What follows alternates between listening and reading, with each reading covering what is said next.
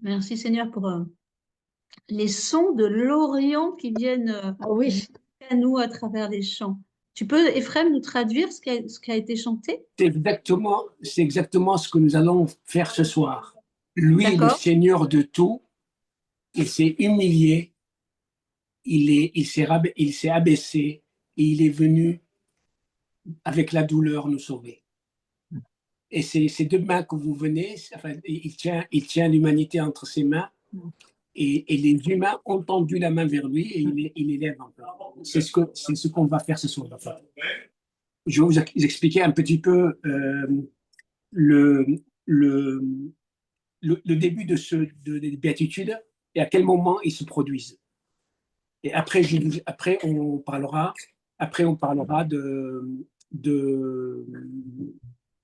du texte proprement parlé.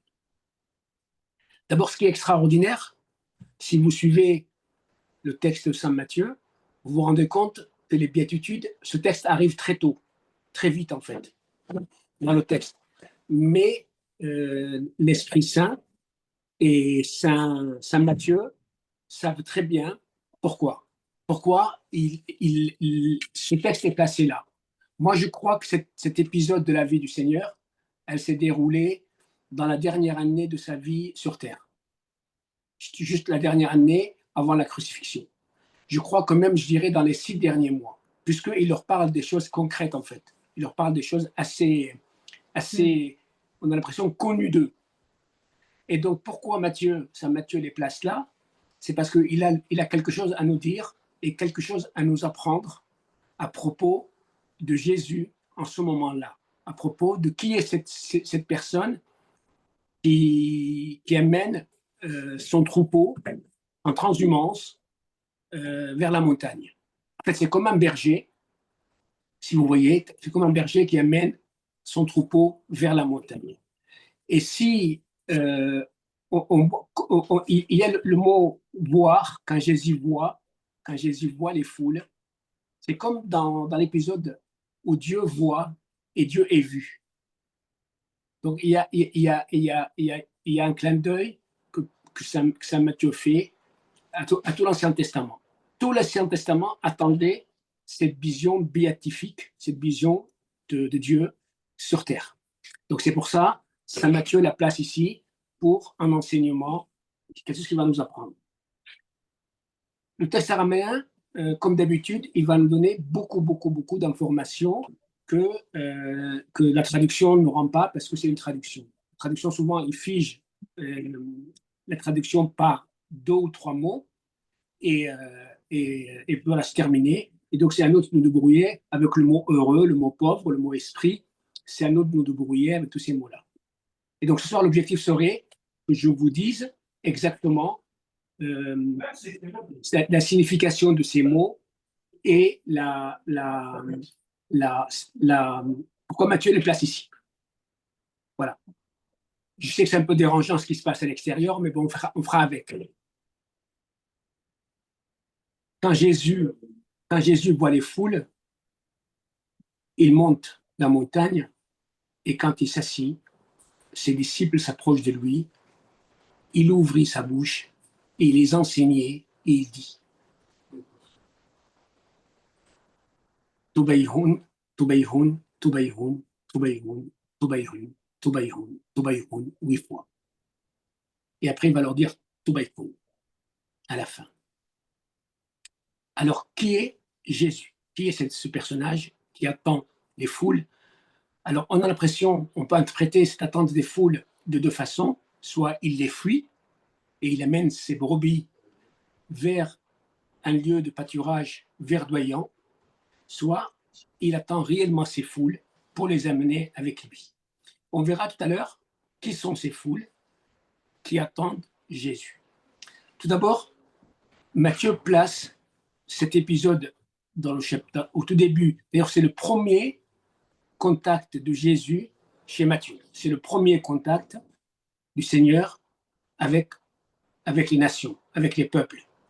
Et d'ailleurs, le mot foule, il est au pluriel pour nous dire il n'y avait pas que des Juifs. Il y avait aussi d'autres nations qui étaient présentes. Il y avait des Syriens, des Perses, des Romains, des Grecs, des Égyptiens, des Arabes. Donc il y avait toute une sorte de peuple qui était présent. C'est pour ça que le mot foule est mis en pluriel. Donc cet épisode, elle arrive euh, très tôt dans l'évangile de Saint Matthieu pour nous dire quelque chose de très important, on verra tout à l'heure. Mais je pense que dans la vie de Jésus, elle est arrivée un peu plus tard. Alors, Jésus se dit en araméen, comme vous le savez, Yeshua, Meshiach. Yeshua, ça veut dire le Dieu qui sauve, et Meshiach, ça veut dire loin. Saint Jean dit qu'il est la parole de Dieu, le Verbe de Dieu, le Verbe du Père, et qu'il est la vie, et cette vie est lumière des hommes. Voilà comment il est présenté par le début de l'évangile de Saint Jean. Et Saint Jean, il dit, tout ce qu'ils ont reçu, tout ce qui croit en son nom, il leur a donné pouvoir de devenir enfants de Dieu. Enfants de Dieu, comment? On verra tout à l'heure comment nous devenons enfants de Dieu. Dans l'Apocalypse de Jean, Jésus se présente lui-même comme étant l'alpha et l'oméga en grec. En araméen, il dit je suis le aleph et le tau, le début et la fin. L'aleph et le tau. L'aleph en araméen vient du verbe aleph, ça veut dire apprendre, enseigner, éduquer, élever. Et le tau, c'est la croix. Donc tu peux mettre le diapositive, Myriam, de cet oui. Alphabet araméen. Voilà, vous voyez, le tau, c'est une croix dans l'araméen du début. Et cette croix, déjà, renvoie à la crucifixion de Jésus. Jésus est non seulement l'enseignant, c'est pour ça qu'il dit, il ouvrit la bouche, il les enseignait et il dit. Il ouvrit la bouche, il les enseignait et il dit. Donc c'est très important de savoir qu'il y a Jésus ouvre sa bouche. Pourquoi il ouvre la bouche? Pourquoi il les enseigne? Aleph et Nun. On verra tout à l'heure ce que ça veut dire Aleph et Nun. Ça veut dire il les alphabétisait en fait. Ils avaient perdu leur alphabet. Ils ne savaient plus ce qu'était la vie, ce qu'était l'éducation, et il est en train de les éduquer. Et il leur dit, par la suite, cette éducation se terminera par la croix. C'est parce que je vous éduque que vous allez être des super hommes d'affaires. Non, je vous éduque pour aller à la croix.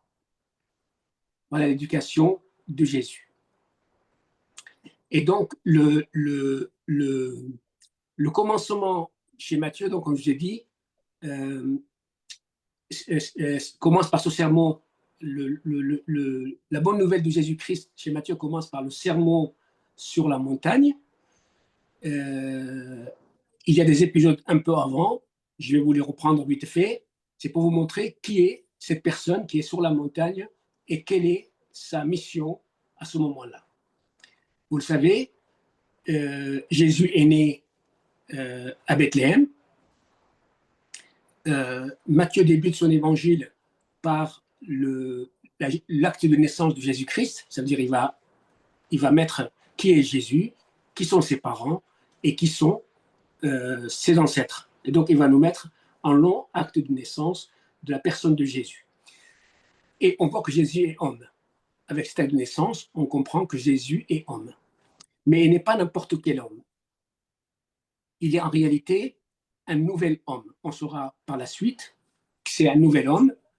Et Saint Paul dira, c'est le nouvel Adam. Donc Jésus, à ce moment-là, il est chez nous comme le nouvel Adam, comme l'homme qui va nous apprendre. On verra après qui est cet homme qui va nous apprendre le chemin du retour chez notre Père. Donc, les béatitudes, je les reprendrai après une par une, mais pour vous faire comprendre que Saint Matthieu, donc il fait naître Jésus, il nous fait descriptif de la naissance de Jésus à Bethléem. Il fait venir les mages qui viennent rendre visite à Jésus, qui sont les enfants des nations.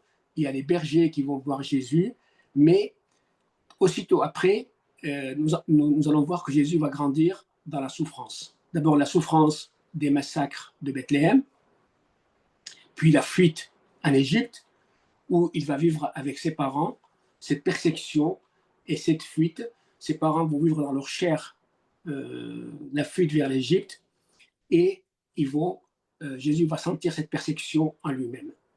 Et il va la porter, cette persécution, tout le temps en lui-même, jusqu'à l'âge de 30 ans, où il va se manifester aux hommes. Et vous savez qu'à l'âge de 30 ans, Jésus, en tant qu'homme, en tant que nouvel homme, va rentrer dans l'eau du Jourdain. Et il va être baptisé au Jourdain. Et puis, aussitôt sorti de l'eau, il s'en va où? Il part où? Aussitôt sorti de l'eau, il s'en va au désert. Alors, pourquoi il part au désert?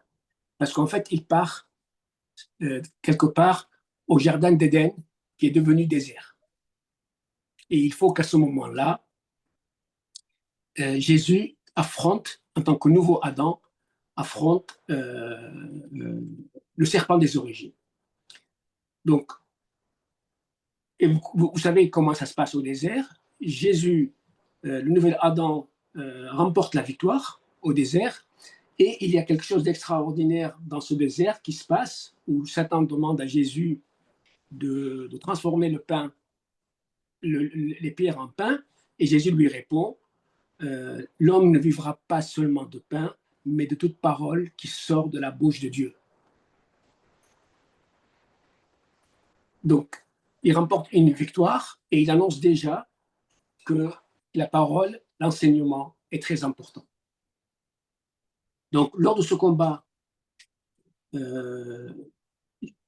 a l'impression que Jésus remporte une victoire définitive en tant que nouvel Adam. L'ancien Adam, il a échoué. Lui, il réussit sa mission. Et puis, en tant qu'homme, on a l'impression qu'il va mettre une échelle, un pont, peut-être en bois parce qu'il est charpentier, il va mettre un pont en bois entre l'abîme dans lequel Satan dominait les hommes et le flanc de la montagne où Jésus les attend. Alors pourquoi il les attend là-bas? On verra tout à l'heure. Il les attend pour une mission de transhumance, pour une session, un peu comme la session que je fais actuellement à Lourdes, une session où on va apprendre beaucoup de choses. Quand le nouvel Adam, donc, est Jésus, alors, pour vous, quand je dis nouvel Adam, ça veut dire quoi? Ça veut dire le nouvel père des hommes. Alors, je sais que ça surprend certains, mais Adam, l'ancien Adam, est notre père à nous tous sur notre plan humain. Et le nouvel Adam est un père sur le plan, on va dire, humain, mais il est humain parce que sur le plan humain, mais c'est une paternité spirituelle. Mais quand même, il est quand même, en tant qu'humain, c'est lui qui nous sauve, donc on devient ses propres enfants, on devient ses enfants. Et c'est pour ça que Jésus, assez souvent, appelait ses disciples tlaio, ça veut dire enfants, mes enfants, enfants. Et d'ailleurs, vous voyez, lorsque Jésus est à Nazareth, on lui tend le livre d'Isaïe, dans Luc 4, verset 17, on lui remit le livre du prophète Isaïe. Vas-y, passe à la diapo d'après, Myriam. La diapo voilà, après, encore après. Voilà, là. Non, après. Encore. Et voilà. Voilà. On lui remit le livre du prophète Isaïe. Il ouvrit le livre et trouva le passage où il est écrit « L'Esprit du Seigneur est sur moi parce que le Seigneur m'a consacré par l'onction. » Donc, il a consacré dans son humanité, en tant que nouvel Adam, par l'onction, il m'a envoyé porter la bonne nouvelle aux pauvres. C'est important le mot pauvre, annoncer aux captifs leur libération et aux aveugles qu'ils retrouveront la vue. Remettre en liberté les opprimés. Annoncer une année favorable accordée par le Seigneur. C'est exactement ce qu'il fait sur la montagne des béatitudes. Donc, dans Isaïe 9, verset 5, on lit « Oui, un enfant nous est né, un fils nous est donné, sur son épaule est le signe du pouvoir, son nom est proclamé, conseiller merveilleux, Dieu fort, Père pour toujours, Prince de la paix. » Père pour toujours. Père, Jésus est notre véritable Père sur le plan de notre humanité. Et donc voilà un peu le début de cet enseignement. Donc Jésus va vivre au désert exactement toutes les béatitudes. D'abord, il va se dépouiller totalement, donc il va vivre pauvrement sur le plan humain. Il va être affligé par ce qui est à l'extérieur, affligé parce que le jardin d'Éden est devenu un désert d'Éden. Il va être humble, assoiffé, affamé, il aura faim pendant 40 jours sans manger, sans boire, il aura faim et il va obtenir, il va gagner, et une fois qu'il a gagné, il va obtenir du Père pour nous miséricorde, pureté et salut. Et paix. Paix, ça veut dire salut, notre salut. Notre paix, c'est notre salut. Voilà un peu le cadre dans lequel Matthieu nous place ces béatitudes. Est-ce que vous avez compris un peu de quoi il s'agit? Il s'agit du nouvel Adam, notre Père, qui est au flanc de la montagne et il attend ses enfants pour les éduquer. En fait, l'éducation des enfants, d'abord revient aux parents. Aux parents doivent d'abord, eux, éduquer leurs enfants avant de les envoyer dans les écoles. Et justement, Jésus, il va éduquer ses enfants à travers ses béatitudes.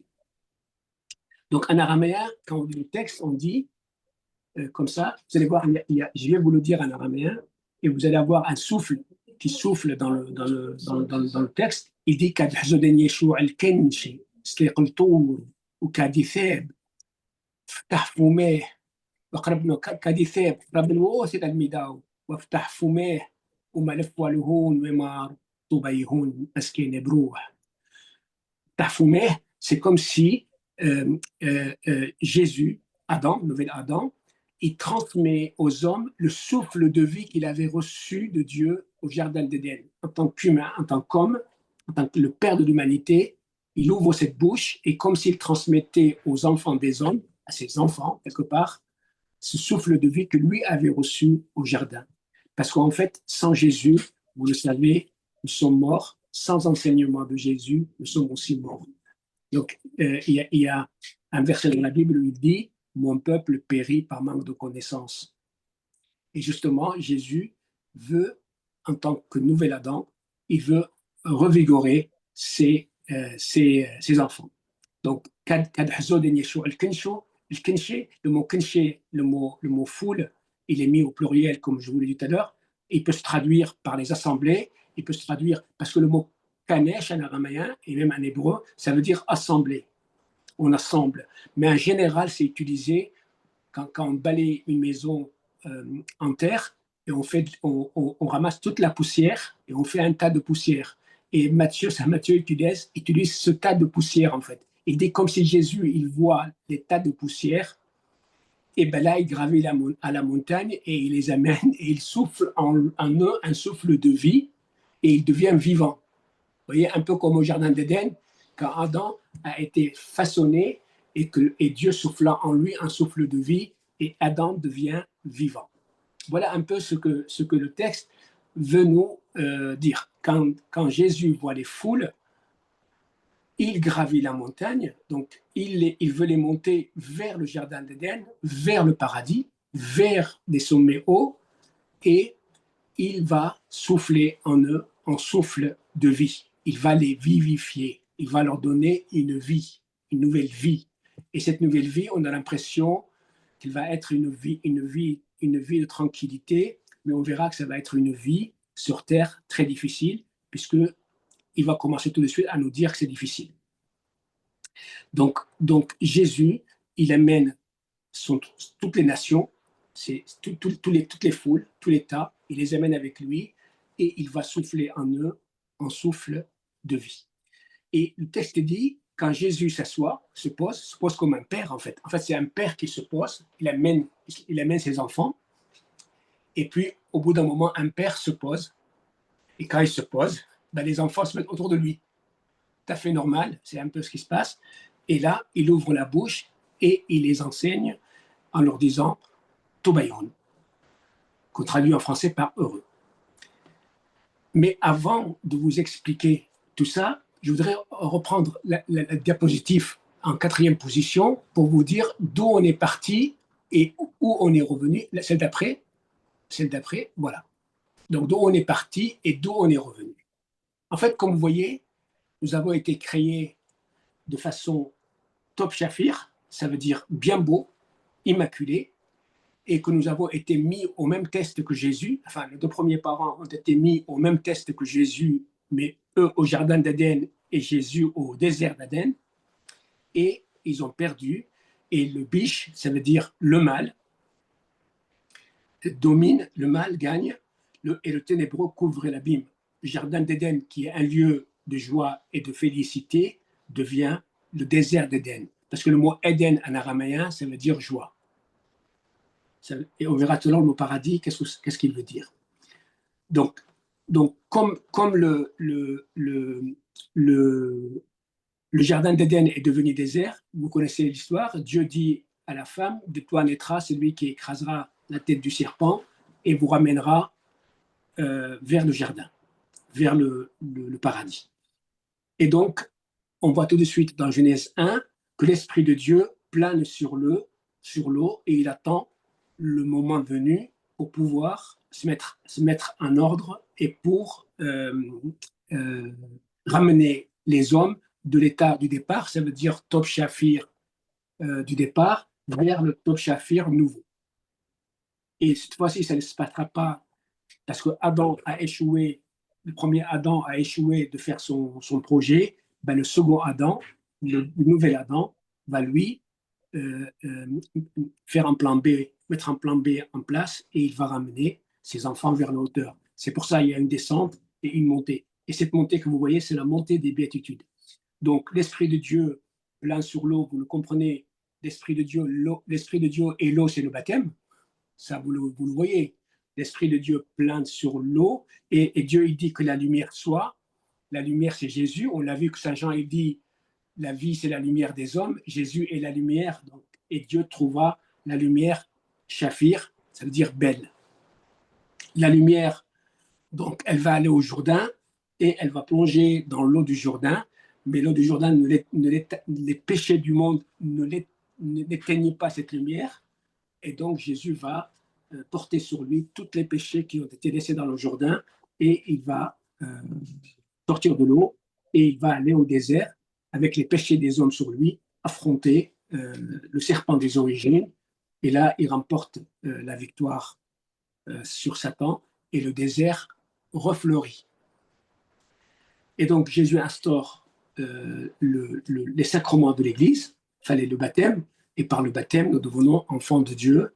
Et donc, des frères de Jésus, parce que le nouvel Adam, quoi qu'il arrive, enfin le premier Adam, quoi qu'il arrive, il aurait été notre frère dans l'humanité, puisqu'on aurait été frères et sœurs même avec Adam. Ben Jésus, il est à la fois notre frère et à la fois notre père. Vous voyez, c'est un peu ça.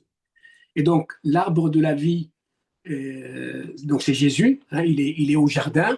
C'est pour ça, en fait, Dieu avait barré l'accès à l'arbre de la vie quand l'homme était pécheur, et il ne voulait pas que l'homme vive éternellement pécheur, et donc il fallait que Jésus arrive et qu'il nous montre comment se débarrasser du péché grâce au sacrifice de Jésus, grâce au baptême, et aussi grâce à l'enseignement. C'est pour ça qu'il dit, l'homme ne vit pas seulement de pain, mais de toute parole qui sort de la bouche de Dieu. Donc après, une fois on regardera ce diapo, après à la fois encore une fois qu'on a vu ça, on comprend qu'il y a une descente de l'homme et maintenant il y a une montée de l'homme. C'est pour ça que Saint Matthieu place cet enseignement au tout début pour nous dire que nous allons monter avec Jésus vers de là où on est descendu, c'est-à-dire vers de l'état immaculé conception, créé immaculé, et ben on va retrouver notre état immaculé grâce à Jésus. Voilà. Donc, quand Jésus voit les foules, quand le nouvel Adam voit les foules, quand notre Père quand le Père voit ses enfants monter de l'abîme grâce à l'échelle que lui a mis entre l'abîme et la montagne. En fait, c'est ce qui se passe. Hein. C'est comme s'il était dans l'abîme. Nos deux premiers parents sont morts. Lui, il a mis une échelle entre l'abîme et la montagne. Évidemment, cette échelle, vous la connaissez, c'est la croix. Et donc, il faut que nous l'arpentons pour arriver au flanc de la montagne et monter avec Jésus. Et donc, Jésus va dire, alors, ce qui est étonnant, c'est que Jésus, il ne dit pas « heureux êtes-vous ». Enfin, Matthieu ne nous transmet pas que Jésus ait dit « heureux êtes-vous ». Jésus, il dit « heureux ils sont ». Ou alors, en araméen, c'est encore beaucoup plus clair, il dit le bien de ceux qui sont pauvres. Le bien de ceux qui sont pauvres, ce qu'ils ont le royaume des cieux. Et dans la pensée araméenne, le nouvel Adam qui a affronté au désert, il n'a pas affronté le désert pour vaincre Satan pour lui, il est allé au désert pour vaincre Satan pour nous. Et donc, en étant dans le désert, on dit que Jésus a prié beaucoup, et il a prié le Père pour qu'on ait des dons, qu'on ait une aide. Et on a l'impression que dans ces béatitudes, Jésus, il dit « Abba, Tobayhun el maskin ebrouh » heureux les pauvres que l'Esprit Saint a rendus pauvres, c'est-à-dire ils se sont dépouillés en disant oui à l'Esprit Saint, ils se sont dépouillés de tout ce qui est matériel, ils ne sont plus intéressés par le matériel terrestre.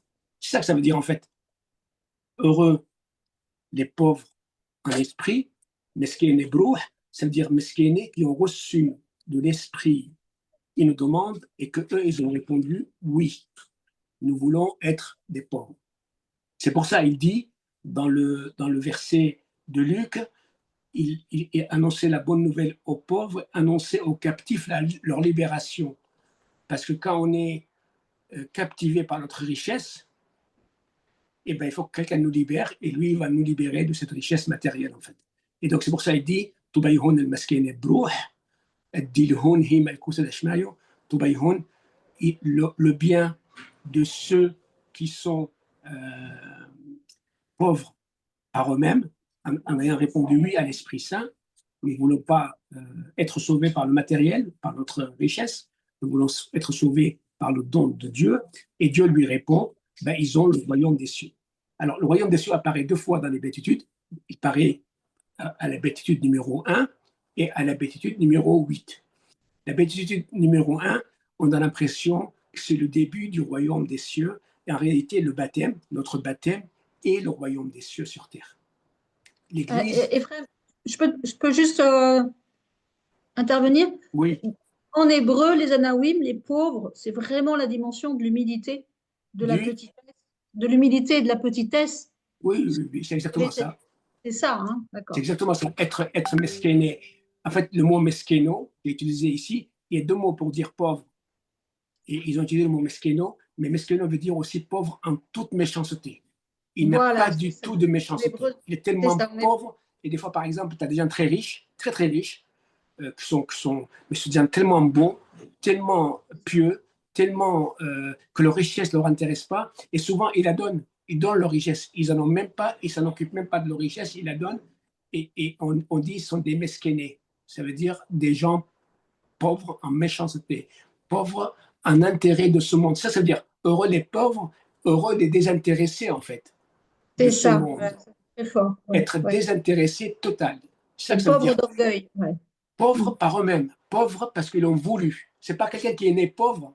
Jésus ne loue pas la pauvreté. Il ne va pas dire à quelqu'un qui est heureux, celui qui est né pauvre. Non, il ne dit pas ça. Il dit heureux les pauvres en esprit. Ça veut dire qu'ils ont décidé d'être pauvres. Que dans leur esprit, la richesse n'a aucune valeur. C'est ça qu'il faut le comprendre, en fait. C'est pour ça la traduction, souvent, parce que meskin est brouh, et le mot rouh, le roi, il y a aussi le mot volonté, parce que le mot roi veut dire aussi volonté en araméen. Ce qui ont répondu à l'esprit en disant oui, nous ne voulons pas de notre argent. En fait, si on fait choisir aujourd'hui un chrétien, entre le baptême, quelqu'un qui est converti, quelqu'un où le Seigneur a sauvé, où le Seigneur a visité, et donc il s'est donné à Jésus, et au moment du baptême, quelqu'un vient le voir et lui dit, écoute, je te donne 10 millions d'euros, ne te baptise pas. Qu'est-ce qu'il va choisir à ton avis? Il va choisir la pauvreté. Il va dire, mais j'en veux pas tes millions. Moi, ce qui m'intéresse, c'est le baptême. C'est le royaume des cieux. Et c'est pour ça, on a l'impression que c'est une prière où Jésus il dit à Abba, le bien de ceux qui ont tout abandonné, qui se sont dépouillés de tout. Il dit, ben, Abba lui répond, ben, ils ont le royaume des cieux. On a l'impression que c'est une prière qui s'est produite au paradis, au jardin d'Éden, enfin au désert d'Éden, où Jésus a obtenu de son Père toute une panoplie de dons, et il est en train de les transmettre aux disciples. Il est en train de leur dire, Tobaïhon, ceux pour qui j'ai obtenu toutes ces grâces. Voilà, j'ai obtenu pour eux le royaume des cieux à travers leur baptême, parce que le début du royaume des cieux, c'est le baptême. D'accord. Et on verra après le dernier royaume des cieux, quand il apparaîtra en 8e position, on verra que c'est autre chose. Mais le premier royaume des cieux, c'est notre baptême, c'est l'Église. L'Église est le royaume des cieux sur terre, qui la divise, pêche, et celui qui se réjouit de sa division pêche encore plus. L'Église est le royaume de Dieu sur terre. C'est pour ça que Jésus, il dit, ils ont le royaume. Il dit, ils ont. Ça veut dire, il ne dit pas, ils auront. Il dit, ils ont le royaume des cieux. Je l'ai déjà mis en place. Tu vois, c'est pour ça qu'il dit, heureux les pauvres de cœur. Bon, en français, heureux les pauvres en esprit, mais pas pauvres en esprit saint, pauvres en esprit. Ça veut dire leur esprit n'est pas lié à l'argent. Ils sont pauvres en esprit. C'est pas de la pauvreté matérielle, c'est de la pauvreté qui sont pas du tout intéressés dans leur esprit, dans leur pensée. Voilà, pauvres en pensée, pauvres en vouloir cet argent. Ils ne le veulent pas. Voilà, donc il dit ça et il dit ils ont le royaume des cieux. On verra tout à l'heure quand il prendra la deuxième béatitude. Donc la première béatitude, c'est un dépouillement total, c'est une pauvreté totale de tout ce qui est dans le monde. Et Jésus s'est rendu pauvre totalement, d'abord, de sa richesse monumentale, lui qui est le propriétaire de tout ce qui existe, il s'est rendu pauvre et il est parti au désert sans rien. Il n'a même pas amené avec lui de quoi manger, de quoi boire. Vous imaginez cette pauvreté dans laquelle il s'est trouvé le Seigneur, au désert. Mais il était riche de tout le reste. Il était riche de son père, il était riche. Donc voilà, il s'est détaché du matériel et il est parti au désert. Ça, c'est la première chose que le Seigneur veut nous montrer, comment on peut monter, comment on peut escalader vers le royaume des cieux, déjà en n'est pas content sur nos propres richesses. Voilà. Il ne faut pas penser que parce que je vais construire un hôpital pour les pauvres, c'est bien, c'est très bien de construire un hôpital pour les pauvres, que j'ai la vie éternelle. Non, non, la vie éternelle, c'est un don gratuit de Dieu. C'est pas au mérite. La vie éternelle, c'est donné par Dieu et c'est pas au mérite. C'est parce que quelqu'un est riche, qu'il a les moyens de construire des orphelinats ou je sais pas quel bien pourra faire, aura plus de chances d'aller au royaume des cieux quelqu'un qui est né pauvre ou quelqu'un qui n'a pas du tout connu la vie humaine, qui est mort avant de sa naissance ou il n'a pas eu le temps de naître. D'accord? Jésus veut nous dire par là que vous n'allez pas obtenir le royaume des cieux par un moyen matériel. Donc, pauvres en esprit, pauvres par eux-mêmes, pauvres volontairement. Ça veut dire que l'argent, vraiment, ce n'est pas le centre de leur vie. C'est pour ça, souvent, il dit, vous ne pouvez pas adorer Dieu et mammon à la fois. Adorer Dieu et l'argent à la fois. Donc, dépouillez-vous, comme moi, je me suis dépouillé. Moi, je suis parti au désert. Je vous ai montré l'exemple, je suis votre père, je vous ai montré l'exemple. Je suis parti au désert sans rien et j'ai survécu. Je suis revenu du désert sans manger, sans boire pendant 40 jours.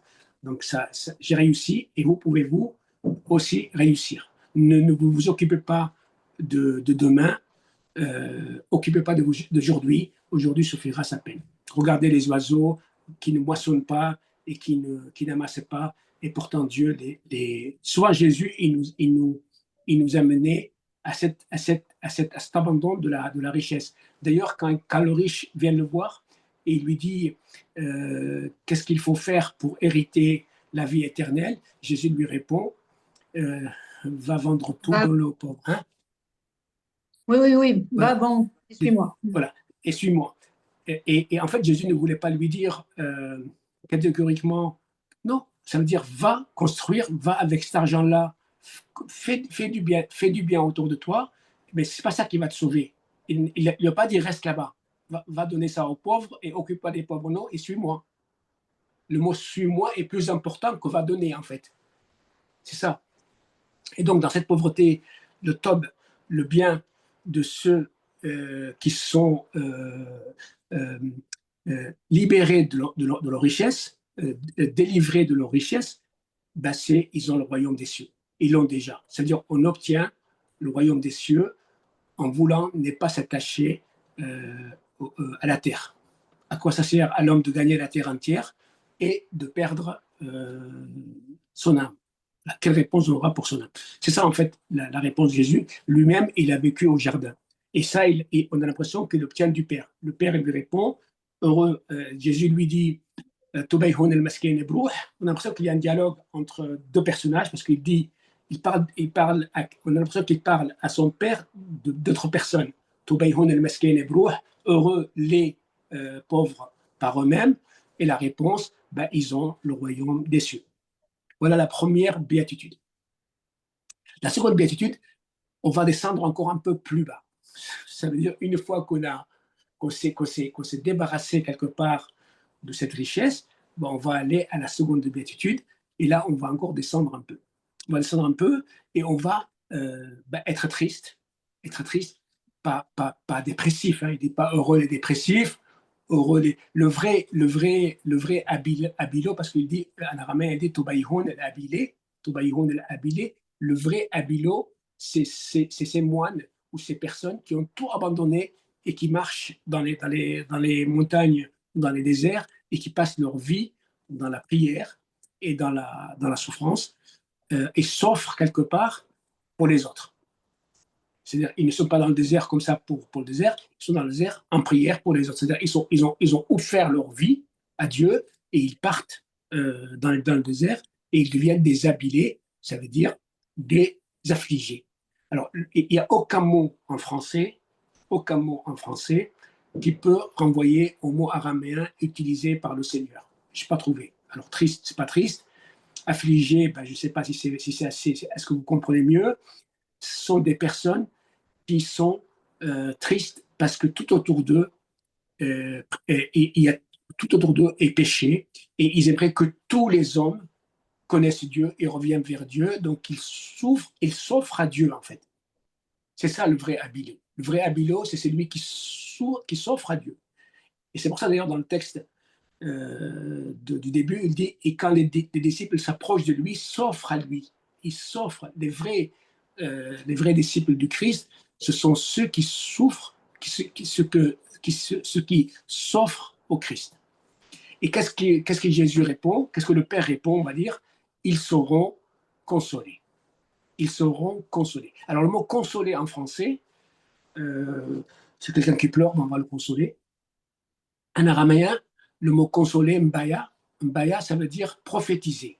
Ils seront prophétisés. Ils auront dans leur vie de vrais signes, de vraies prophéties, de vraies choses, et ils pourront tenir dans cette longue vie qui est devant eux, dans ces longues souffrances qui ont eux. Le mot mbaya, qui a donné le mot de prophète en hébreu et en araméen, ce sont des vrais consolateurs. Les prophètes, c'était des consolateurs des gens qui regardaient toujours vers Dieu. En fait, le prophète, c'est un consolateur pour tout le peuple qui marche avec Dieu. Évidemment, ce qui ne marchait pas avec Dieu prenait les prophéties des prophètes comme une menace, mais en réalité, les prophètes prophétisaient des consolations. Quand Isaïe il dit voici la Vierge sera enceinte et il va décrire la naissance du Messie, et ben c'est pour consoler le peuple. Et tout l'Ancien Testament, on peut considérer tout l'Ancien Testament et tout le Nouveau Testament par la suite, sont des consolations que le Seigneur nous a données. Sont des prophéties que le Seigneur nous a données pour consoler notre vie. Et donc, les gens qui ont, on va dire, si la première béatitude est le baptême, et donc la personne s'est dépouillée de tout pour aller vers le baptême, c'est ce que j'avais donné l'exemple tout à l'heure, parce que le mot Shmaya, ça veut dire Shem et Maya. Le Shem, c'est l'esprit ou la lumière, et le Maya, c'est l'eau. Shmaya en araméen veut dire eau et lumière. Et il se trouve que le baptême est eau et lumière. Donc le mot Shmaya, ils ont le royaume Shmaya, ils ont le royaume de leur baptême. Et donc si une personne a décidé de suivre le Christ, enfin le Père, son nouvel Adam, et donc elle le prend pour père, et ben elle va au baptistère, elle devient un enfant de Dieu, et puis par la suite, elle va regarder autour d'elle et elle va prêcher le nom de Jésus. Ben souvent, on lui crache dessus, souvent on le persécute, on le, on le traite de beaucoup de choses mauvaises. Ben, il est attristé, pas qu'il reçoit des menaces, pas qu'il reçoit des agressions. Non, il est attristé que ses frères ne répondent pas favorablement à sa demande. C'est ça le vrai habilo, le vrai affligé, c'est celui qui va présenter, qui va annoncer la bonne nouvelle à quelqu'un, et il sait que cette personne en a besoin et que cette personne n'est pas intéressée. Et donc, du coup, elle est triste. Elle est triste, et ben, qu'est-ce qu'elle fait? Ben, elle va peut-être décréter un jour de jeûne pour cette personne, elle va faire des offrandes, elle va faire des sacrifices dans sa vie, elle va se priver de certaines choses, et donc elle est affligée, mais c'est une affliction dans la joie. D'accord? C'est pas une affliction triste. D'ailleurs, il le dira à la fin, le Seigneur, on verra que c'est une affliction dans la joie, c'est une tristesse joyeuse. On est triste parce que mon frère ne répond pas favorablement au Seigneur. Son tob, le tob de celui qui, le tob, le bien, la félicitation, la bénédiction, tout ce que vous voulez de cette personne qui n'offre pas, qui n'accepte pas le Seigneur, et ben son affliction, ben c'est ils seront consolés, ils seront prophétisés. Et donc la meilleure consolation pour une personne, la meilleure consolation pour une personne qui, qui, euh, qui est triste pour la non-conversion d'une autre personne, ben c'est que cette personne se convertisse. Vous voyez? Et qu'elle vienne te dire, ah, tu sais, tu m'as parlé un jour de Jésus, et finalement, je n'ai pas fait très attention, mais quelqu'un d'autre m'en a parlé aussi, et tu te rends compte, j'ai maintenant accepté le Seigneur dans ma vie, et j'ai changé énormément. Enfin, voilà. Donc, je ne vais pas vous faire l'histoire de quelqu'un qui est passé des ténèbres à la lumière, du ténébreux à la lumière. C'est pour ça qu'on voit voilà. Donc, voilà un peu c'est quoi un habilo. Donc, on passe la première étape, on se débarrasse de tout ce qui est superflu dans notre monde, on est pauvre par un esprit, ça veut dire on n'est pas intéressé par le Jésus. Jésus, il était pauvre par une décision qu'il a prise. Il aurait pu être un roi avec tous les moyens d'un roi terrestre. D'ailleurs, dans Isaïe 53, vous lisez au tout début on ne l'a pas considéré, on l'a rejeté, parce que justement, il est venu pauvre. Il est venu sans armes et sans armure, on l'a rejeté. Comme il était pauvre, on l'a rejeté. Il voulait un roi, il voulait un messie riche, puissant, qui a les moyens. Et lui, il est venu avec sans moyens, on va dire sans moyens terrestres. Il est venu avec les moyens célestes. Les plans de Dieu sont différents des plans des hommes. Voilà la seconde béatitude. Donc on descend un peu, encore un peu. La troisième béatitude, donc Jésus, comme je l'ai dit, il prie son Père et il lui dit, Abba, donc une fois, makire, ça veut dire qu'on traduit en français doux, mais en réalité en araméen c'est plus humble que doux. Hein. La troisième béatitude, c'est plus l'humilité totale que la douceur, mais l'humilité sans douceur, ça ne marche pas. Si vous trouvez quelqu'un vous pensez qu'il est humble mais qui n'est pas doux, il n'est pas humble. La douceur et l'humilité, c'est le même mot en araméen, c'est makicha, et ça va ensemble. On ne peut pas être un makicha sans humilité, et un humble et un doux, c'est pareil. Jésus, il était humble et doux. D'accord? Donc, voilà. Donc, la troisième béatitude, c'est l'humilité. Donc, une fois qu'on a rejeté le monde et ses richesses, comme a fait Jésus dans le désert, ensuite, on est triste. On est triste pour nos frères. D'ailleurs, quand Satan montre à Jésus tous les royaumes et leurs richesses, ça a dû rendre le Seigneur très triste de voir tous ces gens qui ne suivent pas les commandements de Dieu, tous ces royaumes répartis à travers le monde et qui ne suivent pas les commandements de Dieu, Jésus en tant que nouvel Adam, en tant que père de toute cette humanité, ben, il voit tous ses enfants qui ne suivent pas Dieu. Donc quelle tristesse a dû avoir Jésus. C'est pour ça des fois il dit, mon âme est triste. Il a pleuré des larmes de sang. Voilà, c'est cette tristesse de Jésus. Et donc l'humilité de Jésus, c'est qu'il a porté sa propre croix et il va aller vers le tombeau. Donc la troisième, ils vont recevoir la terre en héritage. Alors, c'est étonnant quand même cette phrase. Nous, on n'en veut pas de la terre en héritage. Nous voudrions du royaume des cieux en héritage. Mais Jésus, il en voulait. Lui, il voulait de la terre en héritage. Il voulait avoir la terre en héritage pour lui, c'est tous les humains et venir et les sauver, les avoir pour lui. Et donc, en fait les béatitudes peuvent s'appliquer sur chaque chrétien, mais tous, ils vont s'appliquer aussi sur le Seigneur. Tous. En tant que nouvel Adam, en tant qu'homme, en tant que Jésus homme, père de l'humanité, comme le dit le verset 5 du chapitre 9, un enfant nous est né, un fils nous est donné, sur son épaule est le signe du pouvoir, le pouvoir de sauver ses enfants, le pouvoir d'amener ses enfants vers des pâturages verdoyantes, conseiller, donc il nous conseille, c'est un merveilleux Dieu fort, mais il est aussi Père, Père pour toujours, Père des hommes, en tant que nouvel Adam. Voilà. Donc, ça, c'est la troisième attitude. Donc, on peut l'avoir de deux façons. Tobaïhoun, donc en araméen, le bien de ceux qui sont humbles, donc qui s'abaissent totalement, qui vraiment acceptent toutes les souffrances et toutes les insultes qui leur viennent en disant je te rends grâce Seigneur parce qu'on m'a insulté. On verra tout à l'heure que c'est ce qu'il va leur dire à la fin. Et donc, ils vont avoir vraiment cette terre, cette bonne terre, où ils pourront faire pousser du fruit.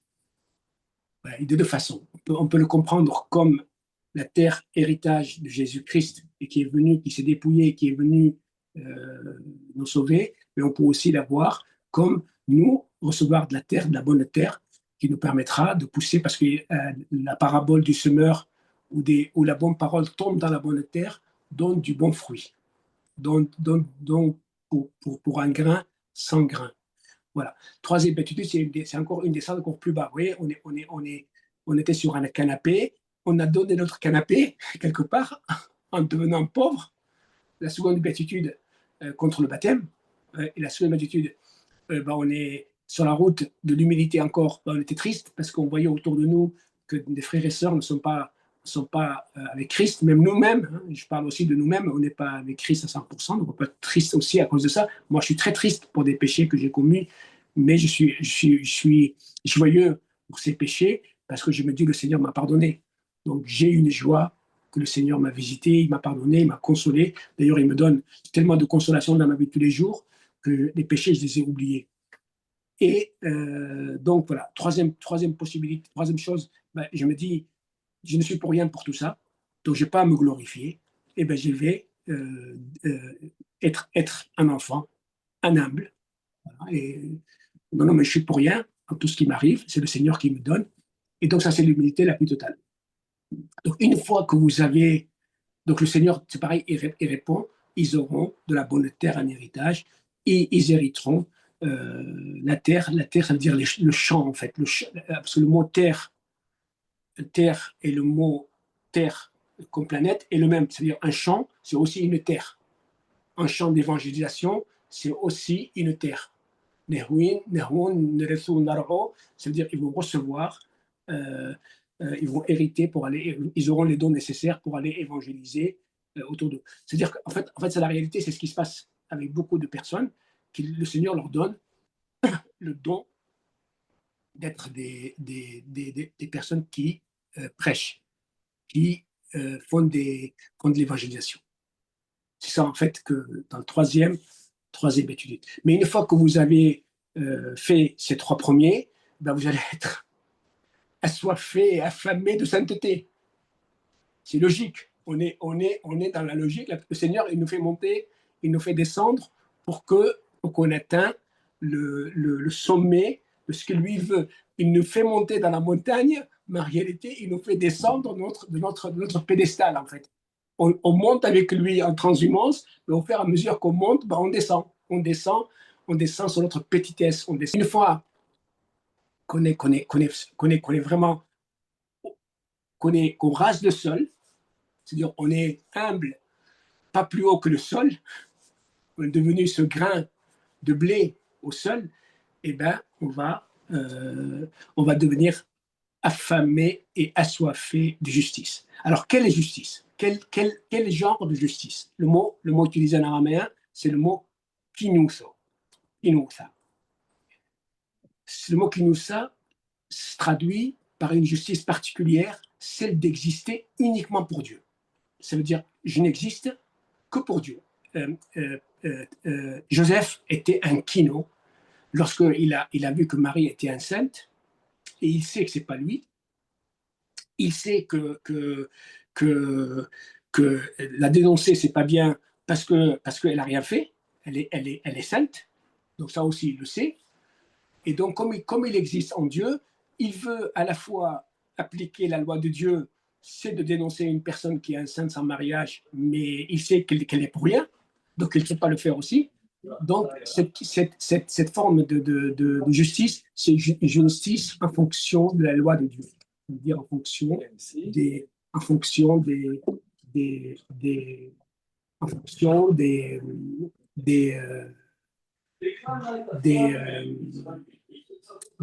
commandements de Dieu. Être assoiffé et affamé de l'application des commandements de Dieu. C'est ça, en fait, la soif. Dans les béatitudes, le fait d'être assoiffé et affamé, c'est de vouloir respecter et de faire les commandements de Dieu. C'est exactement ça. Et donc, qu'est-ce qu'il dit en araméen, la quatrième béatitude? Il dit comme ça, Tubayhun Elen Kifnil Ishin Kinuso Ebhenun Mesba. Heureux les et donc la quatrième béatitude, donc Jésus il dit Abba Tobaïhon, quel est le bien ou quel bien ou le bien de la félicitation de ceux qui sont assoiffés et affamés de justice. Ben Dieu le Père répond à Jésus et lui dit ils seront rassasiés. Ils seront rassasiés des lois de Dieu. J'ai plein de lois, je vais leur donner des lois jusqu'à. Donc voilà. Donc la quatrième béatitude, c'est lorsque nous sommes affamés, assoiffés de justice et on veut que tout le monde, on veut mettre en pratique les commandements de Dieu. Exister en Dieu, exister en Jésus. Quoi faire, Seigneur Jésus? Combien de fois tu as dit, combien de fois nous avons dit, quoi faire, Seigneur Jésus? Quelles sont tes demandes? Qu'est-ce que tu veux que je fasse? Dis-moi ce que tu veux que je fasse. C'est exactement ça. C'est cette faim et cette faim et cet assoiffement, ce soif de cette justice-là, une justice d'exister en Dieu, d'exister pour Dieu, de demander tous les commandements que Dieu veut que nous fassions, tout ce que Dieu veut qu'on fasse pour les autres, pour nos frères et sœurs. Voilà. Donc Abba répond à Jésus, lui dit, ils seront rassasiés. Ils seront rassasiés de mes commandements, je vais les guider et ils vont faire tout ce que je leur demande. Ils vont avoir plein de miracles autour d'eux, plein de gens qui vont être guéris, plein de gens qui vont recevoir mes réponses à leurs prières, mais aussi pour eux-mêmes. Voilà, la quatrième. La cinquième, une fois qu'on est assoiffé et affamé de justice, de mettre toutes les commandes de Dieu en pratique, on voit que ça ne marche pas pour tout le monde. On voit que c'est difficile. Qu'est-ce qu'on demande? On demande miséricorde. Donc on est descendu et là on veut de la miséricorde. Et le texte araméen, le texte français, il dit heureux les miséricordieux. Je pense, je vais le lire en français. Heureux les miséricordieux, car ils obtiendront miséricorde. En araméen, il dit à peu près la même chose. Il dit Tubayhun lamrahmone, da'alayhun nahwe, da'alayhun Tubayhun Il dit heureux les miséricordieux, heureux ceux qui aiment, parce que le mot rahmé, rahem, en araméen et en hébreu, c'est la même chose. Le mot rahem en araméen, ça veut dire ceux qui ont leurs frères et sœurs dans les entrailles. Et ils veulent les amener dans les entrailles du Seigneur. Ceux qui ont, toutes les personnes qui ont autour d'eux dans les entrailles. Et c'est très difficile. Hein? Imaginez que vous êtes à la caisse au supermarché et que vous avez une sœur en humanité, mais c'est votre sœur quand même, et qu'elle vous énerve un peu. Vous avez du mal à la regarder comme sœur et à vouloir prier pour elle, à vouloir faire quelque chose pour elle. Je vous assure qu'il faut tout de suite intercéder et la bénir. La meilleure attitude qu'on peut avoir, si nous y arrivons, on aura atteint cette 5e béatitude. Ça veut dire bénir les personnes qui ne nous plaisent pas, bénir les personnes qui nous énervent, bénir les personnes qui nous cherchent les pouces sur la tête. Et c'est pour ça qu'il dit Tubayhun lamrahmone, heureux ou le bien de ceux qui ont leurs frères et sœurs dans les entrailles, qui ont leurs frères et sœurs dans leur cœur, dans leur amour, parce que le mot rahem, comme je vous ai dit, ça veut dire miséricorde, mais ça veut dire aussi aimer, ça veut dire aussi porter quelqu'un dans ses entrailles. Le mot utérus en araméen et en hébreu, c'est rahem, c'est exactement la même racine. Rahem. Il aurait pu utiliser un autre verbe qui s'appelle aheb, mais il a utilisé le verbe rahem, parce que le verbe rahem, c'est ce verbe-là où nous devons porter nos frères et sœurs dans les entrailles, comme le Seigneur nous a portés dans les entrailles, quand on n'était pas des gens bien. C'est exactement ça. Donc, Jésus, on a l'impression que Jésus au désert, il a prié son père, il lui a dit, papa, ceux qui vont vraiment se rendre minables pour leurs frères et sœurs au point d'être maltraités et mal vus, et peut-être même plus, le père lui répond, alayhum par eux, par leur intermédiaire, je pourrais visiter plein de gens. Je pourrais amener plus de miséricorde. Donc la miséricorde passe par des canaux de miséricorde. Quand vous dites Seigneur, sois miséricordieux, mais comment il peut être miséricordieux s'il n'y a pas de canal? Si vous-même, vous n'êtes pas des canaux de miséricorde. Seigneur, prends pitié, et si vous ne prenez pas pitié, si je ne prends pas pitié, Seigneur, prends pitié, on le dit souvent à la messe, mais comment? Vous voulez du beau temps? Qu'est-ce que vous voulez? Ça, la pitié que vous demandez? Ou c'est plutôt les béatitudes? Ça veut dire le salut. Le salut. Vous allez voir, les béatitudes, c'est exactement le salut. Hein. On monte en crescendo pour arriver, en définitive, au salut. Donc, quand vous êtes miséricordieux sur une personne, je vous assure que cette personne, elle gagne énormément. Soyez certain, quand vous bénissez une personne qui vous vaut du mal ou qui vous énerve, j'y arrive pas moi non plus, hein. Priez pour moi pour que j'y arrive. J'essaie toujours d'avoir cette attitude. Et c'est très compliqué parce que souvent on est pris aussi dans le temps et on ne pense pas.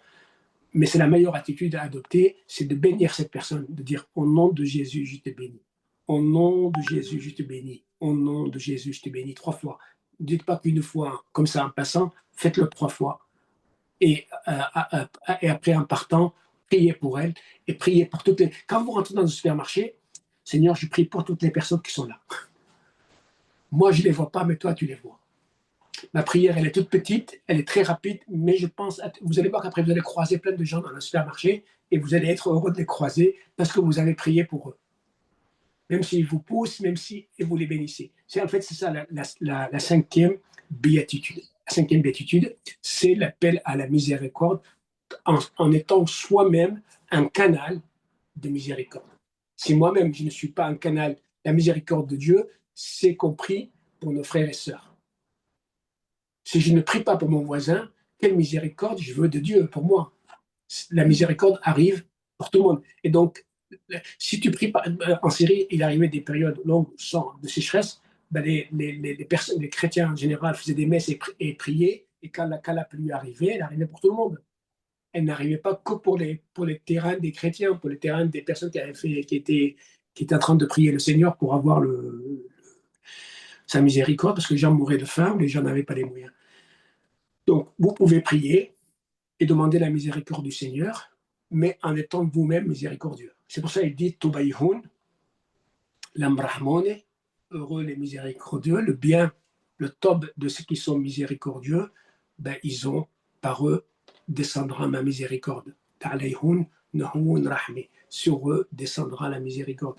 Jésus dit, voilà, par toi descendra la miséricorde parce que tu as été miséricordieux et enseigne à ton peuple, à tes enfants d'être miséricordieux. Donc, toujours l'enseignement du Père. Donc, une fois qu'on a atteint ce degré, alors donc, le degré du supermarché, hein, ça veut dire que vous êtes dans un endroit, dans un bateau, et dans ce bateau-là, on est entassés les uns sur les autres, et vous avez certaines personnes qui vous poussent, qui vous marchent sur les pieds, qui vous énervent, et vous continuez à prier pour eux, et à les regarder avec bienveillance, et en disant dans votre cœur, Père, pardonne-leur, car ils ne savent pas ce qu'il faut, ou Père, pardonne-nous, car nous ne savons pas ce que nous faisons. Père, envoie ta miséricorde sur nous, envoie ta miséricorde pour tout le monde, aide-nous, voilà, aide toutes ces personnes, et moi en dernier. Et donc, voilà, cette prière, c'est une prière de purification, de pureté. Et donc, bah, quand on arrive à ce degré de purification et de pureté, bah, on arrive à la 6e station, c'est la station de la pureté. Alors, en français, on dit heureux ceux qui sont purs, heureux ceux qui ont le cœur pur, car ils verront Dieu. Évidemment. Heureux ceux qui purifient leur cœur. En araméen, la traduction la plus proche, c'est le bien de ceux qui purifient leur cœur, de ceux qui purifient en permanence leur cœur. Chaque fois que vous avez une idée négative qui arrive dans votre cœur, et ben vous la sortez. Non, mon voisin n'est pas si méchant que ça, c'est moi qui pense ça. Seigneur, ouvre mes yeux pour voir mon voisin comme toi tu voudrais que je le voie. Seigneur, ouvre mes yeux pour voir ma sœur comme toi tu voudrais que je la voie. Seigneur, ouvre mes yeux pour que je ne retienne contre ces personnes rien dans mon cœur. Je veux que mon cœur soit pour toi, 100% pour toi, Seigneur. Et bien, vous verrez à ce moment-là, dans vos frères et sœurs, Dieu. Car ils verront Dieu. Ils verront que c'est moi qui les ai créés à mon image et à mon exemple. Et en même temps, dans cette pureté de cœur, ben vous verrez Dieu aussi au ciel. Mais surtout pour terre, sincèrement, c'est ça qu'il voulait dire. Il veut dire par là, une fois que vous avez sorti de votre cœur toutes sortes de mal, et ben vous verrez dans votre frère mon image. Donc la 6e béatitude, c'est cela, c'est le bien de ceux qui se purifient le cœur, ben ils verront Dieu. Ils verront Dieu réellement, Dieu Tout-Puissant, au cours de leur vie terrestre, peut-être. Si on atteint un degré de sainteté tel, on pourra voir Jésus en permanence, on pourra voir Dieu en permanence, mais sinon, on pourra voir dans nos frères et sœurs terrestres Dieu, à travers la 6e béatitude. Ben maintenant, on arrive à la 7e béatitude, c'est le sommet de toutes les béatitudes. C'est le haut sommet, on va dire, c'est la couronne de toutes les béatitudes, et c'est cette béatitude où Jésus il dit « Tubayhun l'abda yishlomo » Traduit en français, heureux les artisans de paix, ils seront appelés enfants de Dieu. Beaucoup de gens pensent que les artisans de paix, j'ai 2 voisins qui se sont disputés, ben je vais faire l'artisan de paix entre eux, ça s'appelle la paix des braves.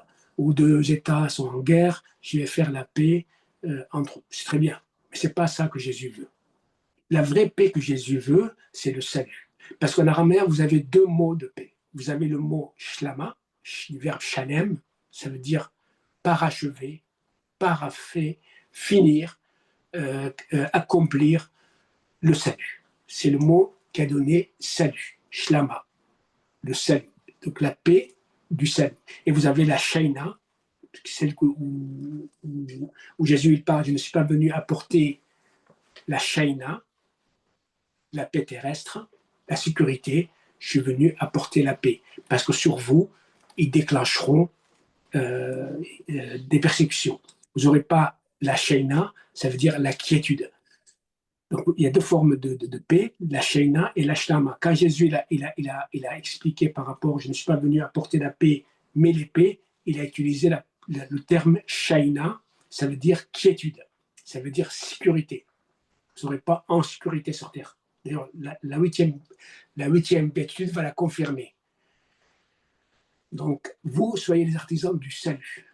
Quand toute la terre sera chrétienne, vous ne risquez plus rien. Si toute la terre soit un jour, si on se réveille un matin et que toute la terre s'est convertie à Jésus-Christ, eh bien c'est terminé. On ne craint plus rien, on est dans la paix totale. Il n'y a plus besoin même les vrais faiseurs de paix, c'est ceux qui annoncent Jésus-Christ. Ça, c'est la vraie annonce de paix. C'est pour ça qu'il dit, ils seront appelés enfants de Dieu, fils de Dieu. Et d'ailleurs, c'est partout où les chrétiens annoncent Jésus, ben, ils annoncent leur Père qui est aux cieux. Ils sont enfants de Dieu. Donc la shlama, c'est du verbe shlem, c'est du verbe accomplir, parachever, amener au salut. Donc, si vous donnez à quelqu'un, un château ou ce que vous voulez comme un bien, et si vous ne leur parlez pas de Jésus, si vous leur dites pas qui est Jésus-Christ, eh ben c'est comme si vous avez fait aucune paix en fait. Une paix que vous allez faire entre deux voisins, si ces deux voisins ne connaissent pas Jésus, ben ils vont se disputer par la suite. Vous allez faire une paix entre deux peuples, si ces deux peuples ne connaissent pas Jésus, ben ils vont se faire la guerre plus tard.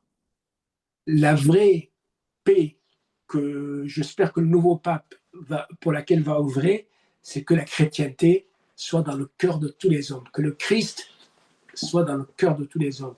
Et je vous assure que les hommes chrétiens sont des hommes pacifiques. Aujourd'hui en Syrie, les chrétiens sont donnés pour un exemple de pacificité, de paix. Et la paix, c'est une paix intérieure, c'est une paix salutaire. Ça veut dire, moi, on peut faire ce qu'on veut, j'ai le salut, j'ai la paix. Et donc, je mets toujours en œuvre de montrer aux autres qu'ils ne peuvent pas avoir la paix sans Jésus-Christ. Je l'avais dit un jour à une sœur musulmane, je lui avais dit, elle était vraiment très, très, très, très mal. Je lui ai dit, tu ne peux avoir la paix qu'avec Jésus. Tu peux faire ce que tu veux, tu n'auras pas la paix.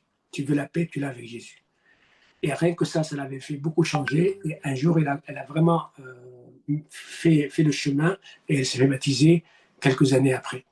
Donc, et aujourd'hui, elle est dans la paix de notre Seigneur Jésus-Christ et elle est baptisée et elle est sauvée. Voilà, la vraie paix, c'est cette paix du salut. Heureux les artisans de paix, heureux ceux qui œuvrent pour le salut et seront appelés enfants de Dieu ou fils de Dieu. Donc ça, c'est le sommet de toutes les béatitudes. Alors, quand vous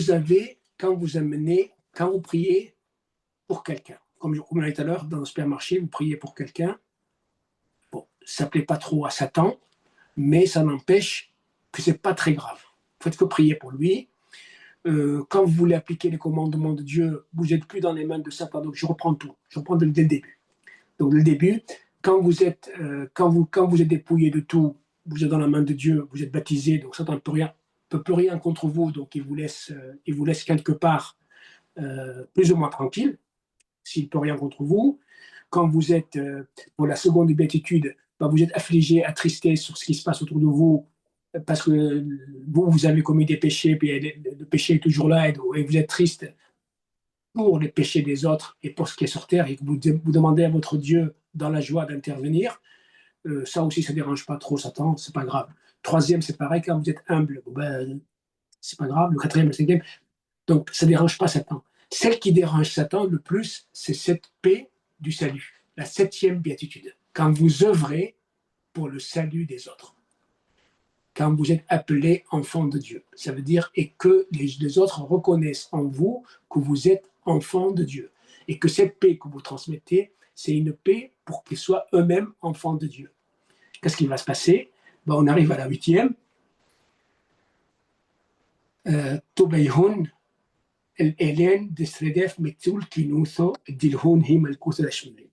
Donc, le royaume des cieux, la 8e béatitude, heureux, ceux qui sont rejetés, expulsés, tués, pour appliquer les 7 autres béatitudes. Les 7 autres béatitudes devant moi, surtout la 7e, et bien ceux-là, qu'est-ce qu'ils ont? Dieu, il dit, si on les expulse, si on les tue, si on les martyrise, ben, ils ont le royaume des cieux. Abba lui répond à Jésus, ils ont le royaume des cieux. Heureux ceux qu'on expulse de la terre, ils ont le royaume des cieux, celui d'en haut. C'est-à-dire, la première béatitude, c'est l'entrée dans le baptême, le royaume des cieux terrestre. Et la 8e béatitude, heureux êtes-vous si on vous expulse, si on vous persécute, si on vous martyrise, si on vous tue pour la justice, eh bien, vous avez le royaume des cieux qui va vous récupérer. Donc, ça c'est les 8 premières béatitudes. Jésus, il va les faire en parlant de eux, heureux, Tobaïhoun, heureux, heureux, heureux. C'est-à-dire 8 fois, il va dire à ses disciples qui sont autour de lui, à ses enfants qui sont autour de lui, heureux, eux. Et on a l'impression que c'est un enseignement, et une fois que l'enseignement est bien appris par les enfants, par les élèves du Père, et bien il va leur dire à la 9e béatitude, Tobaïkoun. Tobaïhoun, on passe de Tobaïhoun à Tobaïkoun. Tobaïkoun, heureux êtes-vous. Si vous avez appris tout ça, si vous mettez tout ça en pratique, ben heureux êtes-vous si on vous persécute. Tobaïkoun et Mad Mahsedin le Khoun, ou Mrina le Khoun, Kulmele Biche, Metoulos, Dagoulos, Haoudin Hda ou Warwaz, Dagrehoun Saki Beshmayo, Haukhanogir, Tabadou Banbiye, Menokdo Maïkoun. Il dit heureux êtes-vous si on vous persécute et on vous expulse, évidemment, de la terre, si on vous tue. Tressaillez à cause de moi, et qu'on vous dise de vous de toute parole mauvaise, parole de biche, du mal. Tressaillez et jubilez, car votre salaire est grand dans les cieux. Et là, le Seigneur utilise un verbe araméen de joie qui renvoie à la croix, c'est le verbe roise. Il dit alors renouvelez votre cœur dans la joie. Le mot hadaou, ça veut dire avoir une joie renouvelée. Et roise, jubilé, car votre salaire est grand dans les cieux. Et le mot roise, c'est cette joie paradisiaque, en fait. Elle apparaît 3 fois dans les 4 évangiles. Elle apparaît 2 fois chez Matthieu. Non, 1 fois chez Matthieu, pardon, et 2 fois chez Luc. Elle n'apparaît pas, le mot roise n'apparaît pas chez Saint Jean. Il n'apparaît pas non plus chez Saint Marc. Il apparaît 3 fois, 1 fois pour le Père, 1 fois pour le Fils, 1 fois pour le Saint-Esprit, dans les 4 évangiles. Elle n'apparaîtra plus jusqu'à la Pentecôte. Elle apparaîtra 7 fois encore après la Pentecôte dans les actes des apôtres et dans les épîtres. Donc le mot roise, le mot que utilise Jésus dans la 9e béatitude, c'est cette joie paradisiaque, cette joie de retour vers l'état immaculé. Ça veut dire, une fois que vous avez mis en place ces 7 béatitudes, ben vous êtes paradisiaque. Et si on vous expulse, ben on vous expulse, vous avez votre royaume, vous avez le ciel. Et cette fois-ci, elle est adressée aux enfants directement. Elle n'est plus comme un enseignement, elle n'est plus comme une prière qu'il adresse au Père. C'est comme s'il nous disait, j'ai obtenu tout ça du Père pour vous, bah, heureux êtes-vous. Tobaïkoun, votre bien, je l'ai obtenu de chez le Père va vous accompagner, je suis très heureux, le Père va vous accompagner dans vos combats et vous ne serez pas tout seul. Et donc c'est une prière du nouvel Adam pour ses enfants. Et vous imaginez ces 8 prières, ou cette prière que Jésus va obtenir du Père en tant que nouvel Adam pour nous. Quelles sont ces prières?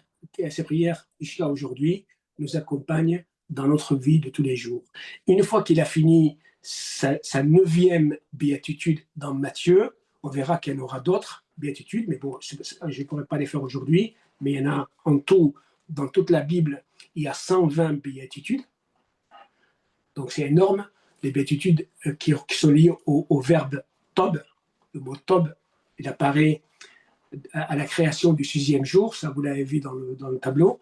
Et donc, Matthieu nous en égrène 9 d'affilée, 7 comme forme de chapelet, et 8e, quand on est expulsé de la terre, on est dans le royaume des cieux, et la 9e, c'est comme un enseignement qui est reçu, et comme si Jésus nous donnait notre diplôme. Voilà, vous êtes diplômé du Tob, Tobaïkoun.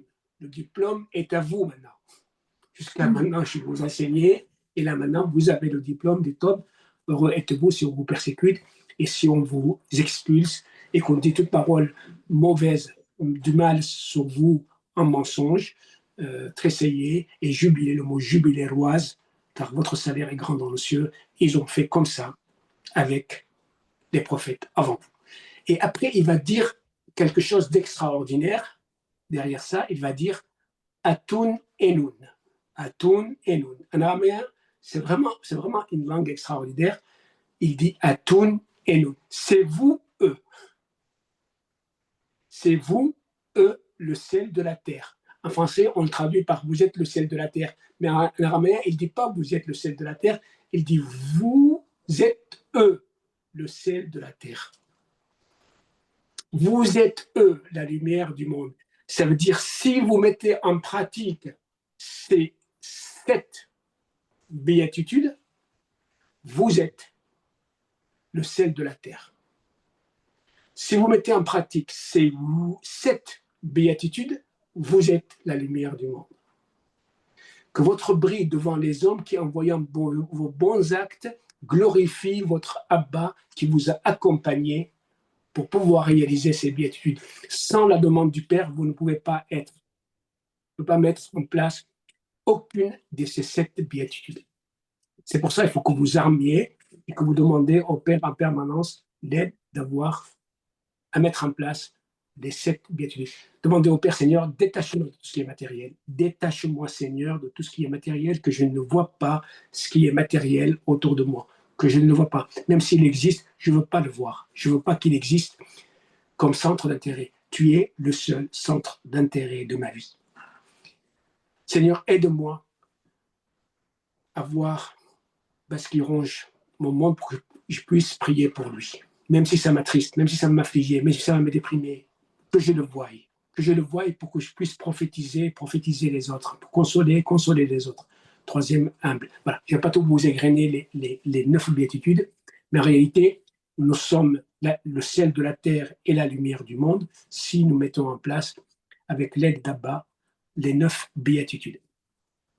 Après, il dit, ne croyez pas que je suis venu pour abolir la loi ou les prophètes. Je suis venu non pour abolir, mais pour accomplir. C'est ce que je vous disais tout à l'heure. Le mot shlama, la 7e béatitude, heureux les artisans du salut. Ils seront appelés enfants de Dieu. Exactement ce qu'il dit Jésus. Je suis venu pour Shalem, pour le salut. Car, je vous dis en vérité, tant que le ciel et la terre ne passeront point, aucune lettre, aucun iode de la loi ne sera ôté. Tout va se réaliser, tout va se faire jusqu'à ce que tout cela arrive. Celui donc qui supprimera l'un de ses plus petits commandements, donc éventuellement aussi, il renvoie sur les 7 béatitudes qu'il vient de dire. Parce que c'est ça les 6 commandements de Jésus. Les 7 commandements de Jésus, c'est cela, sera appelé petit dans le royaume des cieux. Il ne dit pas qu'il sera privé du royaume des cieux. D'accord? C'est important quand même, l'explication de Saint Matthieu, c'est chirurgical. Il sera appelé petit dans le royaume des cieux, ça veut dire petit dans l'église, sur terre. Parce que dans le royaume des cieux, il n'y a pas de place, il n'y a pas petit et grand.